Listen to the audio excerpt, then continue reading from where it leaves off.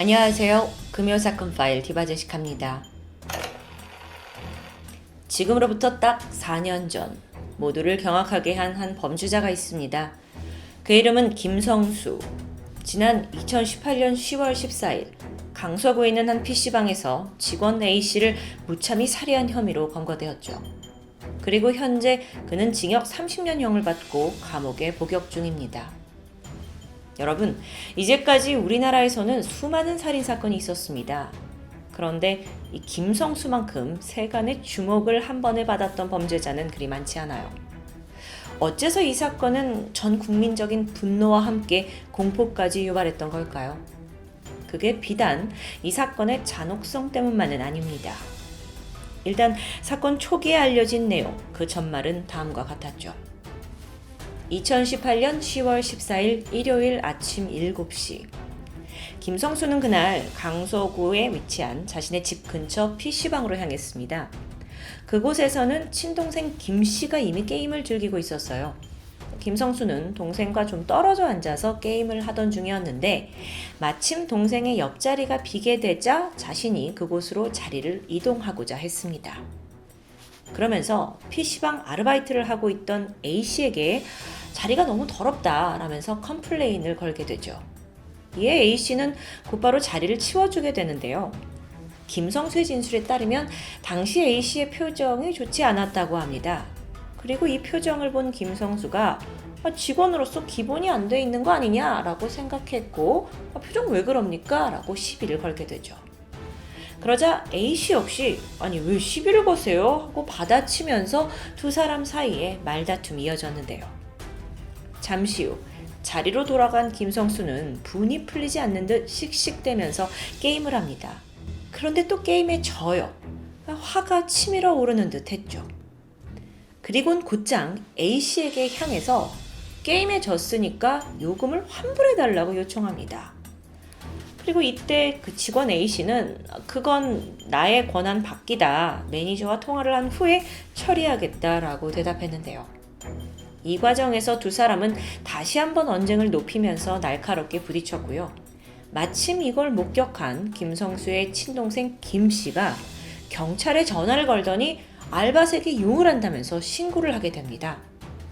그러자 A씨 또한 카운터 앞에서 지금 손님 2명이 계속해서 나한테 욕을 하고 있다, 도와달라 라면서 경찰에 신고를 하게 되죠. 아침 7시 41분입니다. 신고를 받은 발산파출소 소속 경찰관 2명이 해당 PC방에 도착했어요. 경찰들은 김씨 형제 그리고 A씨의 이야기를 모두 들은 후에 일단 좋게 화해를 하고 점주가 있을 때 해결을 하자 하면서 중재하는 듯 했습니다. 조금 후 8시가 됩니다. 그리고 경찰과 김성수가 함께 PC방을 나서게 되죠.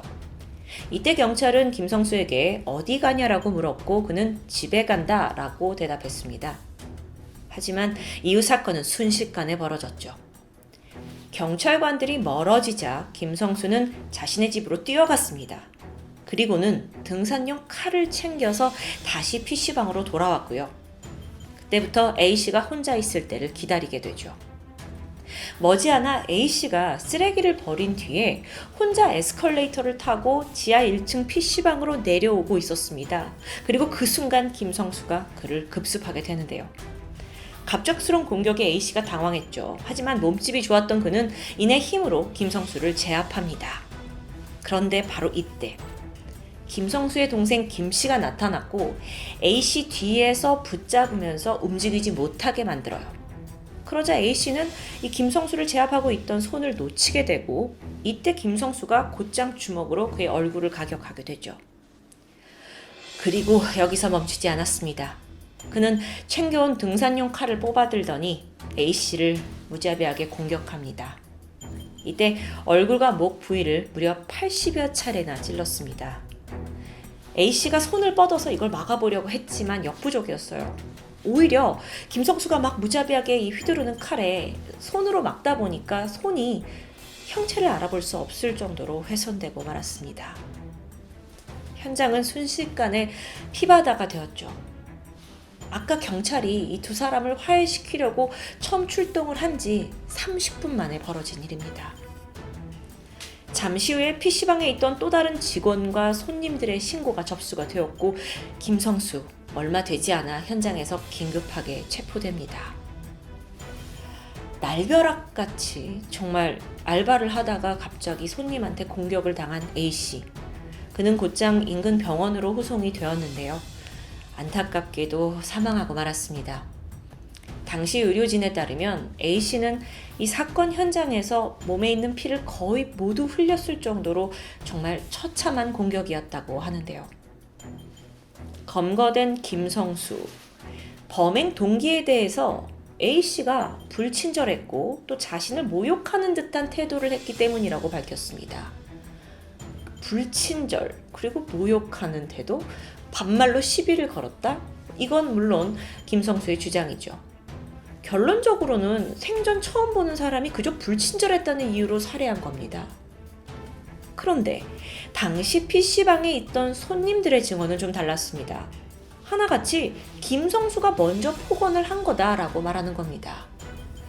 심지어 자리가 막 더럽다면서 컴플레인을 했는데 그때 피해자 A씨는 직원으로서 정중하게 사과하고 치워줬다라는 목격담도 나오게 되죠. 이렇게 이제 체포된 후 김성수의 주장은 다른 목격자들의 증언과 엇나가는 듯 했습니다. 하지만 그는 여전히 A씨의 그 태도 때문에 모든 사건의 불씨가 되었다라는 입장을 고수했고 심지어 반성의 기색조차 보이지 않았어요. 그게 더 열받는 부분이었죠. 여기에 더해서 김성수의 친동생 김씨가 살인에 가담했다는 증언이 인터넷상에 퍼지기 시작합니다. 아니 근데 현장에서 체포된 건 김성수뿐이었어요. 당시 신고를 받고 경찰이 왔죠. 근데 이 혼란스러운 틈을 타서 동생은 현장을 빠져나간 겁니다. 아니 근데 분명 이 동생도 살인에 기여한 점이 있을 텐데요. 이후에 경찰은 집에 있던 동생을 참고인 자격으로 불러서 조사를 진행하게 되죠. 수사 초기에 이 동생은 나는 두 사람의 싸움을 말리려고 했을 뿐이다 라고 주장을 했고 경찰도 이걸 믿고 어떤 혐의도 제기하지 않았습니다. 오히려 중요한 이 사건의 목격자 중 한 명인 PC방 또 다른 직원이 아니 그 현장에서 동생도 있었는데 왜 걔는 잡아가지 않았냐 라면서 문제를 제기했을 정도예요. 일단 사망한 A씨 그를 좀 신체적으로 봤을 때 키가 190cm에 검도 단증까지 가지고 있을 정도로 아주 건장한 20대 청년이었습니다. 만약 동생 김씨가 A씨를 붙잡고 있지만 않았어도 그는 김성수에게 그렇게 무차별적으로 공격당하지 않았을 것으로 보이죠. 바꿔 말하면 동생 김씨가 그 자리에 없었다면 A씨는 사망하지 않았을 수도 있다는 겁니다. 그럼에도 경찰은 수사 초기에 동생 김씨가 공범이라는 건 사실 무근이다 라는 입장을 보였죠. 그래서 더 답답했습니다. 그러다 사건 발생 3일 뒤인 10월 17일에 JTBC가 이 현장에 있던 CCTV 일부 장면을 보도하게 돼요. 그러면서 가려진 전말이 드러나게 되죠. CCTV에 찍힌 모습은 이랬습니다. 1차로 출동을 했던 경찰이 이 김성수 형제와 A씨의 말다툼을 말렸어요. 그리고 현장을 떠났죠. 김성수가 곧장 집으로 가서 칼을 챙겼습니다. 그럼 그 사이에 동생 김씨는 뭘 하고 있었을까? 김성수가 집에 간 사이에 동생 김씨는 경찰이 떠난 걸 확인했고 그리고 PC방 입구에서 여기저기 탐색하는 모습을 보입니다. 그러다 몇 분 뒤에 A씨가 쓰레기를 버리러 혼자 나오는 걸 확인해요. 그러자 동생이 즉각 김성수를 찾아 급히 뛰어나갑니다. 그리고 잠시 후에 김씨 형제가 동시에 A씨에게 접근했고요. 그 중에 김성수가 먼저 A씨에게 달려들었죠. 이때 동생은 김성수가 A씨를 공격할 수 있도록 뒤에서 그를 양쪽 팔로 단단히 붙잡고 있었습니다. 아니 이 상황을 봤을 때 두 사람은 공범 아닌가요? 자, 이 CCTV 영상이 나갔고 논란이 거세집니다. 경찰은 기자들을 상대로 이 사건의 CCTV 풀 영상을 공개하기도 해요. 그래서 그걸 보니까 이 안에는 동생이 이 형 김성수를 막 말리는 것처럼 보이는 장면이 담겨 있기도 했습니다. 동생이 칼을 쥔 그 형 손을 막 저지하게 되자 형이 이제 칼을 다른 손으로 옮겨 잡는 모습도 있었고요. 게다가 동생이 주변에 있는 목격자한테 좀 말려주세요 라고 했다는 진술도 경찰이 확보한 상태였고요. 이런 여러 가지 상황 때문에 경찰은 동생 김 씨를 공범으로 보기 어렵다라는 입장을 보인 겁니다. 그런데 공격할 대상이 지금 여기 혼자 있다라는 거를 알려줬고 또 함께 같이 가서 그 대상에게 공격을 하기 위해 붙잡아 줬다. 이걸 정말 무관하다고만 볼 수 있을까요? 어쨌든 체포된 김성수는 재판을 앞두고 있었습니다. 그런데 그 와중에 김성수의 부모가 아들의 심신미약을 주장하기 시작합니다.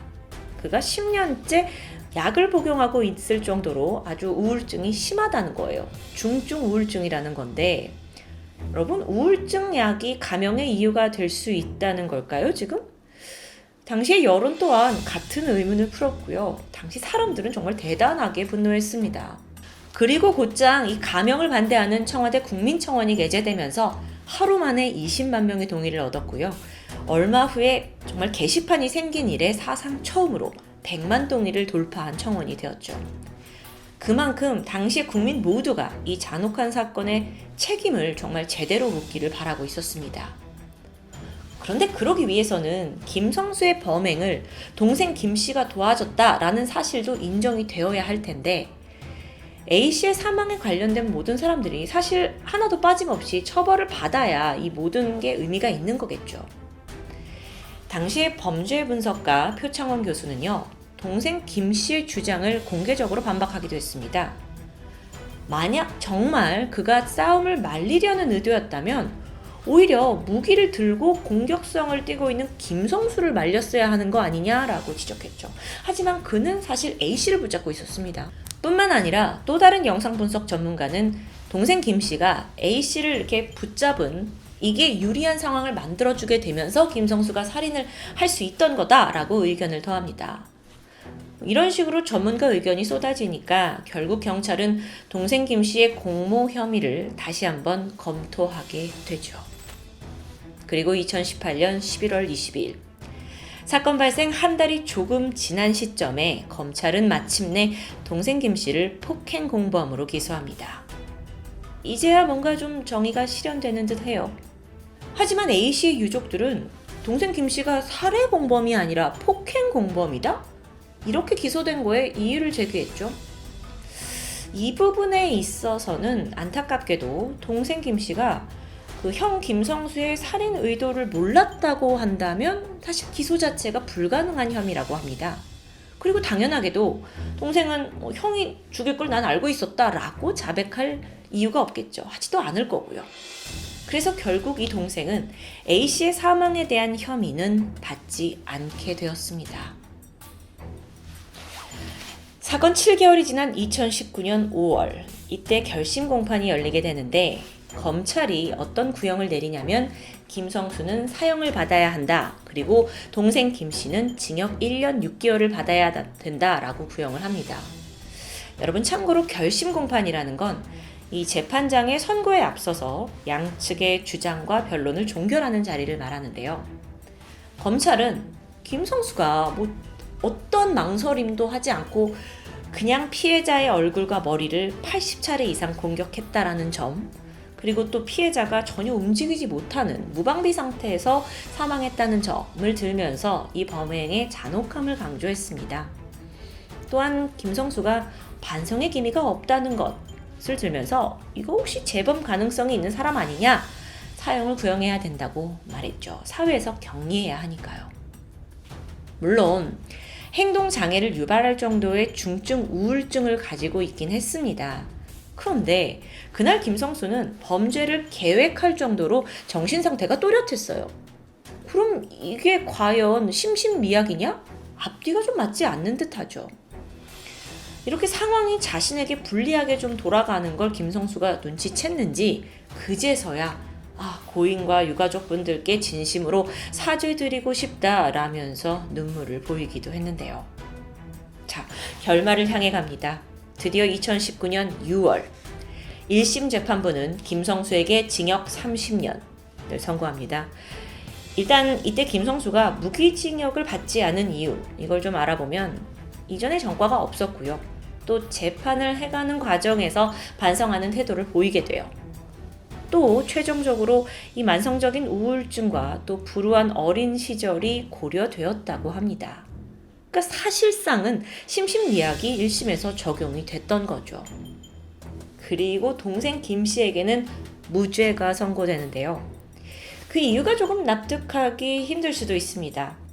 법적으로 봤을 때 이 동생의 범행을 입증할 만한 증거가 없기 때문이다 라고 나오게 됩니다. 그런데 우리가 앞서 보았듯이 이 동생 김 씨를 공범으로 볼 증거는 영상에서도 명백히 존재하는 것으로 느껴졌는데요. 어쨌든 재판부는 그 당시가 굉장히 급박한 상황인데 동생은 나름대로 쌈을 말리려는 행동을 한 것으로 보인다라고 판단을 했고 이에 무죄를 내리게 됩니다. 같은 해 11월에 이제 2심이 열렸는데 이때도 동일한 형량이 선고되면서 결국 두 사람의 형은 각각 30년과 무죄로 확정되죠.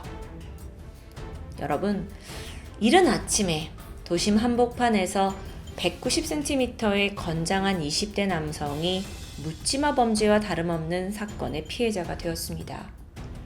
전혀 모르는 사람을 그저 불친절했다는 이유로 이렇게 무참히 살해했다는 데서 여론 또한 더 많은 공포감을 느꼈죠. 왜냐하면 그 피해자가 나와 우리 가족이 되지 않으리라는 보장이 없기 때문입니다. 사건 발생 직후에 이 사건은 A씨에 대한 김성수의 어떤 열등감으로부터 비롯된 것이란 주장도 있었습니다. 물론 그걸 증명할 방법은 없었죠. 하지만 김성수가 A씨에 대한 적대감을 가지고 살해한 건 명백한 사실입니다. 비록 그 적대감이 김성수의 불안한 정신 상태에서 비롯된 거라고 하더라도 불안한 정신을 이유로, 우울증을 이유로 감형해 주는 것은 과연 옳은 일이었을까요? 그리고 동생의 무죄 판결은 과연 올바른 판단이었을까라는 여운이 아주 오랫동안 남는 사건이었습니다. 지금까지 금요사건 파일 디바제식합니다.